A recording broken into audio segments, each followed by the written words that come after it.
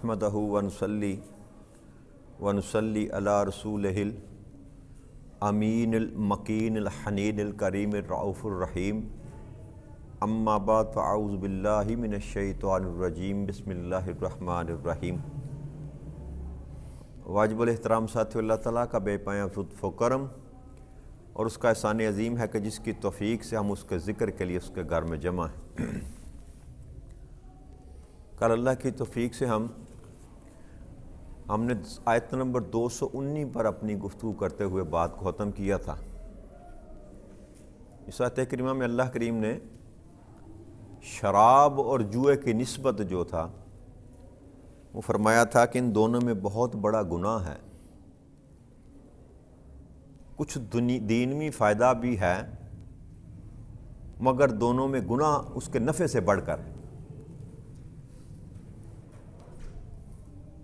تو شراب میں زیادہ سے زیادہ انسان کو یہ فائدہ ہے کہ چند لمحوں کے لیے، منٹوں کے لیے، گھنٹوں کے لیے سرور مل جاتا ہے، سکون مل جاتا ہے، لیکن اس کی سزا جو تھی آقا کریم صلی اللہ علیہ وسلم اپنی زندگی مبارک میں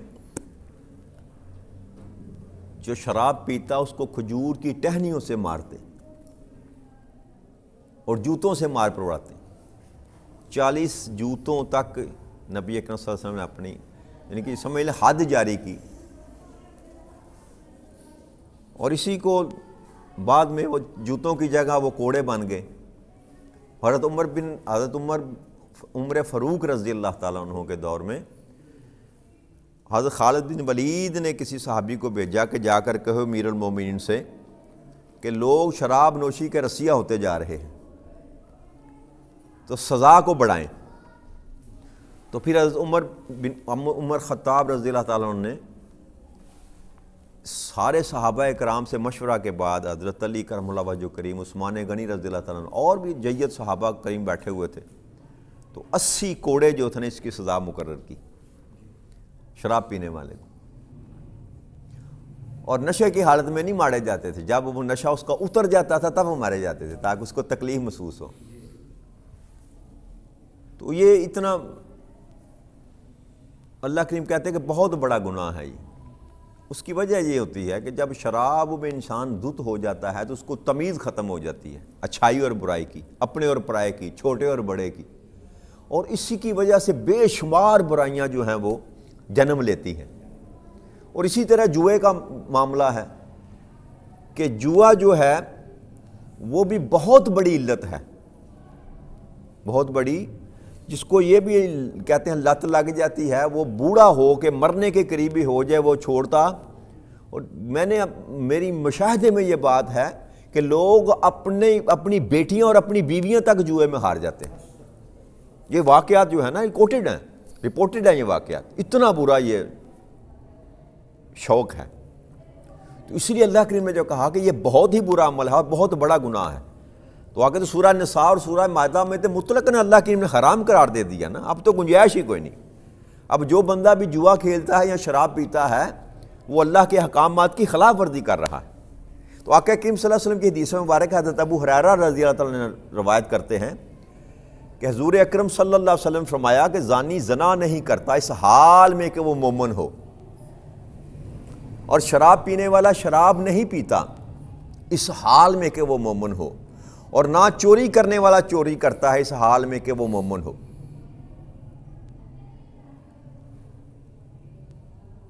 کہ مومن کی تو یہ شان ہی نہیں ہے کہ اللہ کے احکامات میں کسی بھی حکم کی جو ہے نا خلاف ورزی کرنا۔ آج باللہ ماشاءاللہ ہمارے معاشرے میں تو یہ دونوں جو علتیں ہیں نا، شراب اور جوا، یہ عام ہو چکی ہیں، چھوٹے پیمانے سے لے کر بڑے پیمانے تک۔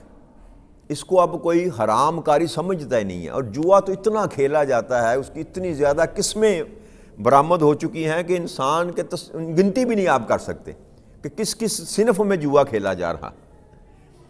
اور عام لوگ نمازی بھی ہیں، نمازیں پڑھتے ہیں، 5 وقت کے نمازی ہیں، لیکن جوا کھیلنے سے بعد اللہ ہی جانتا ہے کہ کہاں جا کر ہمارا معاملہ رکے گا، کہ ہم اپنی ذات کو کہاں تک ذلیل و رسوا کریں گے معاشرے میں۔ داڑیاں بھی رکھی ہوئی ہیں، نمازیں بھی پڑھتے ہیں، اور جوئے سے بھی باز نہیں آتے، حرام کاری سے بھی باز نہیں آتے۔ تو اس سے حاصل ہونے والا کچھ نہیں. جس بات سے اللہ اور اللہ کے رسول نے منع کر دیا نا، یاد رکھیے گا، اس میں سے نجات ہونے والی کسی بھی شکل میں ممکن ہی نہیں ہے کہ اس میں سے نجات ہو. تو ہمیں اس سے پرہیز کرنی چاہیے. اللہ کریم ہمیں محفوظ رکھے ان گناہوں سے. پھر اللہ نے فرمایا تھا کہ آپ سے یہ پوچھتے ہیں کہ خرچ کیسے کریں، کیا خرچ کریں. تو اللہ کریم نے فرمایا کہ ان سے کہہ دو میرے محبوب کہ جو کچھ تمہاری ضرورت سے زائد ہے نا اس کو خرچ کر دو، کہ جمع کر کے بچا کر نہ رکھ، کل کی فکر نہ کر زیادہ، کل کی فکر زیادہ نہ کر. بلکہ مدینہ منورہ میں ایک روایت میں آتا ہے کہ کوئی بندہ صدقہ دینے کے لیے نکلا تو پورے مدینے کا وہ چکر لگاتا رہا. جس گھر میں جائے وہ کہے میرے پاس ہے کسی اور کو، اس کو جا کے دے دے. اس کے پاس گیا تو اس نے کہا میرے پاس ہے، اس کے جا کے دے دے. وہ ہر مدینے کے ساری گلیوں بازاروں میں چکر لگاتا رہا، کوئی اس کا صدقہ قبول کرنے کے لیے تیار ہے. وہ کہتے ہیں ہم نے ابھی کھا لیا ہے، صبح اللہ دیکھا، صبح معاملہ اللہ کے پاس ہے. اس درجہ تک قناعت پسندی جو تھی نا وہ صحابہ کرام میں آقا کی تربیت کی وجہ سے آ چکی تھی. تو ہمارے تو پڑھولے بھرے رہتے ہیں، ہمیں تو یہ فکر نہیں ہوتی. صبح کی فکر یا دوپہر کی، کئی دنوں کا راشن ہمارے گھروں میں موجود ہوتا ہے، الحمدللہ، اللہ کا شکر ہے. اس کے باوجود ہم قناعت پسند نہیں ہیں، اللہ کی رضا پر شاکر نہیں ہیں، پھر بھی نافرمانی کرنے سے باز نہیں آتے. تو اللہ کہتا ہے جو ضرورت سے زائد ہے اس کو خرچ کر دے. اور یہ بد عقیدگی کی وجہ سے ہے میرے بھائیو دوستو، کہ میرا یقین کامل نہیں ہے کہ میں خرچ کروں گا تو مجھے واپس ملے گا. اگر انسان کا یقین ہو جائے نا اس بات پر کہ میں خرچ کروں گا تو اللہ کا یہ وعدہ ہے کہ میں تمہیں لٹاؤں گا، 10 دنیا میں تو کم از کم دوں گا، باقی معاملہ چھوڑ دینا آخرت میں. 70 گنا ہے، 700 گنا، وہ تو جائیں گے تو بے تھک کھا جائے گا. دنیا میں تو وعدہ ہے نا اس کا کہ میں 10 گنا کر کے تجھے لٹاؤں گا. تو اگر انسان کو اس بات کا یقین ہو جائے کہ میرے خرچ کرنے سے مجھے 10 گنا مل جائے گا تو کون بچا کر رکھے گا؟ اس سے بڑا کوئی کاروبار ہے کائنات میں؟ بتا دیں 10 گنا جو ملتا ہو. کوئی کاروبار ایسا نہیں ہے کہ روپیہ لگائیں تو آپ کو 10 روپے اس کے بدلے میں ملیں. 100% کما لیں گے، 200% کما لیں گے، 300% کما لیں گے، اس سے بڑی کمائی نہیں ہوتی. جتنے مرضی کاروبار کر کے دیکھ لیں. یہ ایک ایسا کاروبار ہے کہ جس میں 10 گنا ملتا ہے. اور بے یقینی والی بھی بات کوئی نہیں، بس ہمارا عقیدہ کمزور ہے، ہمارے یقین کامل نہیں ہے، ورنہ اللہ کا وعدہ حق ہے اور ہو کر رہتا. تو جو کچھ بھی ہمارے پاس ضرورت سے زائد ہے نا اس کو زیادہ بچانے کی فکر نہ کریں، بینک بیلنس بڑھانے کی فکر نہ کریں. لوگوں پر خرچ کریں، اپنے عزیزوں پر، رشتہ داروں پر خرچ کریں. کوئی تنگی میں ہے اس کی تنگی کو دور کریں. یہ خدا کی عزت کی قسم یہ اصل دین یہ ہے. اور آپ کو جو مسرت، جو لذت، جو سکون ملے گا نا کسی کی تکلیف کو دور کر کے، کسی مصیبت زدہ کی مدد کر کے، وہ آپ کو لمبی نمازیں پڑھنے میں وہ سکون راحت نہیں ملے گا. تجربہ کر کے دیکھ لیں. کسی مسکین کی، کسی ضرورت مند کی ضرورت پوری کریں، پھر دیکھیں آپ کے دل کو کیسی فرحت ملتی ہے. اللہ کریم کے انعامات، یہ رحمت ہوتی ہے، یاد رکھیے گا. جب بندہ خوش ہوتا ہے نا، اندر سے خوش ہوتا ہے، بندے کی روح خوش ہوتی ہے، تو اس بات کی یہ علامت ہوتی ہے کہ اللہ کی رحمتیں اس پر نازل ہو رہی. تو ٹرائی کر کے دیکھیں، آپ کو فرق محسوس ہوگا کہ یار میں آج اپنے آپ کو ہلکا محسوس کر رہا ہوں، میرا اندر خوش ہو رہا ہے. جب آپ کسی کی تکلیف کو، کسی کو دکھ کو دور کریں گے تو اللہ اپنی رحمتیں نازل فرماتا ہے. تو اللہ فرماتا ہے، اللہ اس طرح اللہ تعالی سارے احکامات کھول کر بیان فرماتا ہے تاکہ تم غور و فکر کرو، غور و فکر کرو. آگے اللہ کے ارشاد فرماتے ہیں آیت نمبر 220 میں، فی الدنیا والآخرہ، کہ دونوں پر غور اور فکر کرو، دنیا پر بھی اور آخرت پر بھی. صرف دنیا پر نہیں، فی الدنیا والآخرہ، دنیا کی بھی فکر کر لیکن اس کے ساتھ ساتھ آخرت کا بھی غور و فکر کر. آگے فرمایا وَيَسْأَلُونَكَ عَنِ الْيَتَامَى، پھر آپ سے یہ یتامہ کے متعلق یتیموں کے متعلق پوچھتے ہیں. قُلْ، اے میرے محبوب فرما دیجئے، اصلاح لہم خیر، فرما دیں کہ معاملات کو سنوارنا بہتر ہے، سنوارنا بہتر ہے. اگر انہیں اپنے ساتھ ملا لو تو وہ بھی تمہارے بھائی ہیں. واللہ یعلم المفسد بالمصلح ولو شاء اللہ لا اعنتکم ان اللہ عزیز الحکیم. اللہ کریم فرماتے ہیں وہ بھی تمہارے بھائی ہیں، اللہ خرابی کرنے والوں کو بلائی کرنے والے سے جدا پہچانتا ہے، اور اگر اللہ چاہتا تو تمہیں مشقت میں نہ ڈال دیتا، بے شک اللہ بڑا غالب اور بڑی حکمت والا ہے۔ تو اس دور میں یہ بھی ایک معاملہ تھا کہ جیسے ہی باپ فوت ہوا، بھائی فوت ہوا، بچے یتیم ہوئے تو مال ہڑپ کر لیا، وراثت میں سے حصہ ہی غائب کر دیا۔ تو اللہ نے حکم دیا کہ یتیم کے، ایک تو حکم یہ تھا نا یتیم کے مال کے قریب مت جاؤ، جی اس پر میں نے بات بتا دی، گزر گیا کہ یتیم کے مال کے قریب ہی نہ جاؤ، یہ تو ایک معاملہ تھا کہ ایسا نہ کرو کہ ہڑپ کر جاؤ۔ یہاں حکم یہ دیا جا رہا ہے کہ معاملات کو سنوارنا بہتر ہے، کہ اگر تمہارے پاس کوئی یتیم ہے تو اس کے ساتھ بھلائی والا معاملہ کر، اس کا مال ہڑپ کرنے کی کوشش نہ کر، اس کے مال کو سنبھال کے رکھ، اور جب وہ سن بلوغت کو پہنچ جائے تو امانت اس کے سپرد کر۔ تو اس طرح کے معاملات آقا کریم صلی اللہ علیہ وسلم کے پاس بھی آیا کرتے تھے۔ میرے ایک صحابی ہے، انہوں نے کہنے کہ یا رسول اللہ علیہ وسلم میں غریب ہوں، مسکین ہوں، اور میرے یتیم ہیں میرے بھتیجے، تو کیا میرے لیے کیا حکم ہے اس میں؟ تو آپ نے فرمایا کہ تو ان کے مال میں سے اس قدر استعمال کر لے جس قدر تجھے حاجت ہے، یعنی کہ تو ان کو نہیں پال سکتا، بھائی آپ کمزور ہیں، آپ کے اتنے وسائل نہیں ہیں، اور آپ کے بھائی کے یا بچے ہیں جو یتیم ہیں اور ان کے پاس ان کا حصہ ہے مال کا، تو اس قدر اجازت دیتی ہے شریعت کہ اتنا تو استعمال کر لے کھانا پکانے کے لیے، ضروریات زندگی کے لیے، کہ وہ بھی کھا لے اور تو بھی کھا لے، بس اس سے آگے نہیں، اس سے نجائز یہاں تک اجازت ہے کہ یتیم کے مال اگر تو پال رہا ہے اس کو، تو پھر اس کے پیسوں میں سے اگر تیرے پاس نہیں ہے تو کھانے پینے کا بندوبست کر لے، رہنے کا بندوبست کر لے، کپڑوں کا بندوبست کر لے، جو ضروریات زندگی ہیں، جائز ضروریات زندگی دے ہیں، وہ یتیم کے مال سے تو پوری کر سکتا ہے، اس سے حد، اس سے بڑھ کر نہیں، دھوکہ نہیں کر سکتا، فریب نہیں کر سکتا، اس کے مال کو اینٹھنے کی کوشش نہیں کر سکتا۔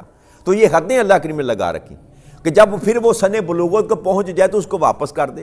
اور اس میں ایک اور بھی شرط ہے، مختلف یعنی کہ اماموں نے اس پر یہ بھی، کہیں امام شافعی کے نزدیک تو یہ ہے کہ اس کو واپس نہیں لٹانا پڑے گا جو اس نے کھا لیا، لیکن کچھ امام یہ کہتے ہیں کہ اگر وہ صاحب استطاعت ہو جاتا ہے، جو یتیم کا مال کھاتا رہا، تو اس کو چاہیے کہ جس قدر اس نے کھایا اس کو واپس لٹا دے، اور یہ اکثر ہے یہ، لیکن اگر نہیں لٹا سکتا تو اس میں کوئی حرج والی بات نہیں ہے، بس زیادتی نہیں کرنی، اللہ کہتا ہے زیادتی نہیں کرنی۔ آگے اللہ کے ارشاد فرماتے ہیں وَلَا تَنكِحُوا الْمُشْرِكَاتِ حَتَّى يُؤْمِنْ، اور تم مشرک عورتوں کے ساتھ نکاح مت کرو جب تک وہ مسلمان نہ ہو جائیں۔ وَالْآمَةُ الْمُؤْمِنَةُ خَيْرٌ مِّن مُشْرِكَاتٍ وَلَوْ أَعْجَبَتْكُمْ، بے شک مسلمان اگر لونڈی بھی ہو آزاد کردہ تو مشرک عورت سے بہتر ہے، خواہ وہ تمہیں کتنی ہی بھلی کیوں نہ لگتی ہو۔ پھر فرمایا وَلَا تُنكِحُوا الْمُشْرِكِينَ حَتَّى يُؤْمِنُوا، اور پھر یہ مشرک مردوں سے بھی نکاح نہ کرو جب تک کہ وہ ایمان نہ لے آئیں۔ وَالْعَبْدُ مُؤْمِنٌ خَيْرٌ مِّن مُشْرِكٍ وَلَوْ أَعْجَبَكُمْ، اور جو مشرک مرد ہے اس سے غلام جو ہے وہ بہتر ہے، چاہے وہ تمہیں کتنا ہی پسند کیوں نہ ہو۔ اولئک لا یدعون الی النار، یہ جو ہے نا مشرک عورت ہو یا مشرک مرد ہو، کافر مشرک مرد یا عورت، اللہ کریم فرماتے ہیں یہ تمہیں دوزخ کی طرف بلاتے ہیں۔ واللہ یدعو الی الجنۃ، اور اللہ کریم تمہیں جنت کی طرف دعوت دے رہا ہے۔ والمغفرہ، اور مغفرت کی طرف، باذنہ ہی، اپنے اذن سے وہ تمہیں جنت کی طرف اور مغفرت کی طرف دعوت دے رہا ہے۔ وَيُبَيِّنَ آیَاتِهِ لِلنَّاسِ لَعَلَّهُمْ يَتَذَكَّرُونَ، اور اپنی آیتیں لوگوں کے لیے کھول کر بیان فرماتا ہے تاکہ وہ نصیحت حاصل کر لیں۔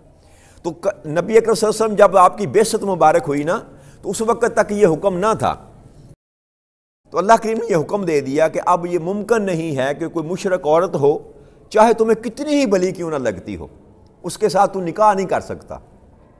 اس سے بہتر ہے کہ آزاد غلام لونڈی ہو، اس کے ساتھ تو نکاح کر لے۔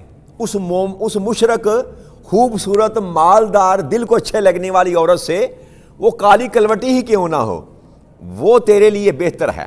اور اسی طرح مرد کا معاملہ ہے کہ مرد اگر مشرک ہے، مالدار ہے، خوبصورت ہے، دل کو اچھا بھی لگتا ہے، تو اللہ فرماتے ہیں اس سے بہتر ہے کہ تو کسی آزاد کردہ غلام سے نکاح کر۔ تو کسی بھی حالت میں مسلمان کا اور غیر مسلم کا نکاح مشرک کا نکاح نہیں ہو سکتا۔ یہ ہمارے قریب میں تو یہ معاملہ چلتا ہے نا، انڈیا میں کئی لوگوں نے نکاح کر رکھے۔ اندرا گاندھی کا خود جو نکاح اس نے شادی کی تھی وہ فیروز خان تھا، مسلمان تھا، جس کے ساتھ اندرا گاندھی نے نکاح کیا۔ اور اسی طرح فلمی اداکاروں میں سے کئیوں نے نکاح کر رکھا ہے، لڑکی مسلمان ہے لڑکا کافر ہے، یا لڑکا کافر ہے تو لڑکی مسلمان، اس طرح کا ڈرامہ۔ تو اب دیکھیں نا بنے گا کیا؟ اگر مرد جو ہے وہ مسلمان ہے اور عورت مشرک ہے تو اولاد کا کیا بنے گا؟ جی کہاں جائے گی اولاد؟ باپ کی طرف جائے گی کہ ماں کی طرف جائے گی؟ یہ فتنہ ہے نا ایک۔ تو اللہ کریم نے اس پر پابندی لگا دی، حرام قرار دے دیا۔ اب یاد رکھیے جس نے بھی مشرک عورت کے ساتھ نکاح کیا مومن ہوتے ہوئے، اس کا نکاح نہیں ہوگا، وہ جتنی دیر بھی اس کو ساتھ رکھے گا وہ زنا کر رہا ہے۔ اسی طرح اگر کسی نے مشرک مرد کے ساتھ کسی عورت نے شادی کی اور وہ ایمان لے کر نہ آیا تو وہ جتنی دیر تک اس کے ساتھ زندگی بسر کرے گی وہ زنا کے زمرے میں آئے گا، اور اولاد بھی جتنی پیدا ہوگی وہ حرام کاری کی اولاد ہوگی۔ اس میں کوئی گنجائش والی بات، کوئی کرتا ہے تو اس سے یہ بات جو ہے نا وہ اللہ کا حکم ختم نہیں ہو سکتا کہ فلاں نے کیا تو فلاں نے کیا، وہ کرتا ہے تو وہ جہنم میں جائے گا، وہ اس نے اللہ کے احکامات کی خلاف ورزی کی تو وہ سیدھا جہنم کا ایندھن بنے گا۔ تو اللہ کریم کہتا ہے کہ یہ دنیا کے مال و متاع کو دیکھ کر، دنیا کے حسن کو دیکھ کر تو جو ہے نا اپنے ایمان کو غارت نہ کر۔ یہ خوبصورت عورتیں یا خوبصورت مرد یا مالدار عورتیں یا مالدار مرد جو مشرک ہیں، ان کے ملنے سے تمہیں دنیا تو بہتر تمہاری مل جائے گی، لیکن حقیقت میں وہ تمہیں جہنم کی طرف بلا رہے۔ کیوں؟ کہ اللہ کا حکم ہے، اور اللہ کے حکم کی خلاف ورزی انسان کو سیدھی جہنم میں لے کر جاتی۔ تو اللہ کریم کہتا ہے کہ جب کہ اللہ کریم تمہیں مغفرت کی طرف اور جنت کی طرف بلاتا ہے، جنت کی طرف بلاتا ہے۔ ایک صحابی تھے، نبی اکرم صلی اللہ علیہ وسلم کے پاس آئے، انہوں نے اپنی غلام لونڈی کو نہ مارا۔ جب مارا تو نبی اکرم صلی اللہ علیہ وسلم کے پاس آئے تو کہنے لگے کہ یا رسول اللہ میں نے یہ کام کر دیا۔ تو آپ نے پوچھا کہ اس کا حال مجھے بتاؤ لونڈی کا۔ تو انہوں نے کہا کہ وہ نماز بھی پڑھتی ہے، روزے بھی رکھتی ہے، جی ہر قسم کا طہارت میں بھی رہتی ہے ہر وقت، یعنی کہ مزاج کی بھی اچھی ہے۔ اس نے خوبیاں بیان کی نا، تو آپ نے فرمایا کہ وہ مومنہ ہے، وہ مومنہ ہے۔ تو انہوں نے کہا کہ یا رسول اللہ مجھے آپ کی قسم اور آپ کے رب کی قسم، میں اس کو آج ہی آزاد کرتا ہوں، اس کے ساتھ نکاح کرتا ہوں۔ تو لوگوں نے تانے دیے ان کو کہ یہ کیا لونڈی کے ساتھ نکاح کر دیا۔ تو یہ پھر آیت کریمہ اللہ کریم نے نازل فرمائی۔ اس طرح کے اور کئی واقعات ساتھ جڑے ہوئے ہیں جس کی وجہ سے اللہ کریم نے یہ حکم دیا کہ یہ کوئی ایسی بات نہیں ہے، یہ بہتر عمل ہے۔ مشرک عورت سے شادی کرنے سے بہتر عمل ہے کہ تو کسی لونڈی کے ساتھ جو ہے نکاح کر لے، کسی لونڈی کے ساتھ نکاح کر لے۔ تو اللہ کریم نے فرمایا اسی لیے اللہ کریم آیتیں اپنی کھول کھول کر بیان کرتا ہے تاکہ تم نصیحت حاصل کر سکو۔ تو یہیں پر بات ختم کرتے ہیں، اللہ نے چاہا تو اس سے آگے کل کو مضمون کو لے کر چلیں گے۔ وما علینا الا البلاغ المبین۔ والسلام علیکم ورحمۃ اللہ وبرکاتہ۔